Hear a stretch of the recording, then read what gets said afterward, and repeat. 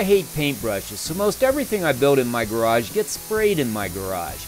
You can purchase a small compressor for around $100, all the way up to a rotary screw, which starts at about $4,000.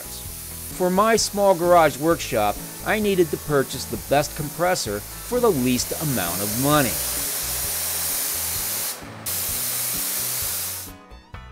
The HVLP spray gun manufacturer recommends a 3 to 5 horsepower compressor.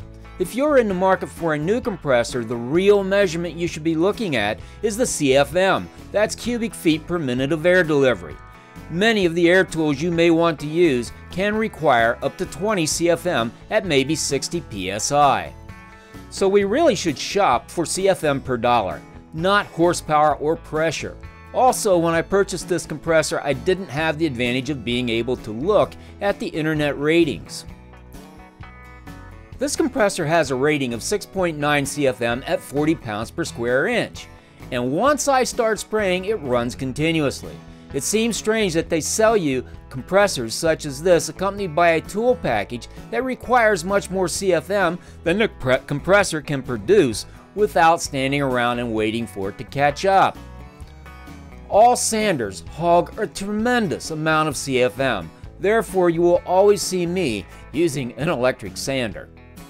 You should also have an oil and water separator. Moisture is damaging to air tools, and both moisture and oil can cause fish eyes in your sprayed surface. My compressor doesn't use oil, so separating oil out isn't an issue. This is not the best separator. It was purchased on the cheap and does not do a good job. When I repipe for my new compressor, I will be adding an additional separator.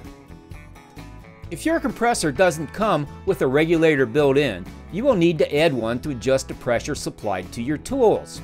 One of my spray guns has a regulator attached at the gun.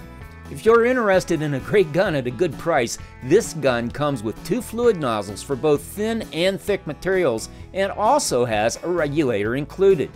It's available through my Amazon store at budmanproductions.com. Again, that's www.budmanproductions.com. Also note that I have the ability to plug my air hose directly into the compressor, bypassing both the separator and the regulator. This direct line works best with high pressure air tools such as an impact wrench.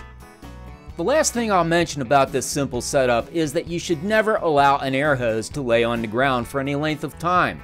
As your compressor runs, it gets hot, heats the air and moisture, which in turn will condense any moisture in a cool air hose. I use this reel. It didn't cost much and has served well. Also, each time I'm finished with a job, I turn off the compressor and disconnect the air line. I have had fittings on an air hose blow off, and if this happens while you're not around, the compressor will obviously run continuously. Also, disconnecting the hose will preserve the pressure you already have stored in the tank. Yes, I would like to have a 220 volt compressor with a mega CFM output.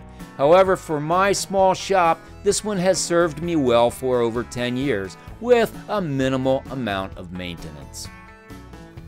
Hey, you, make it a great day, and thanks for watching.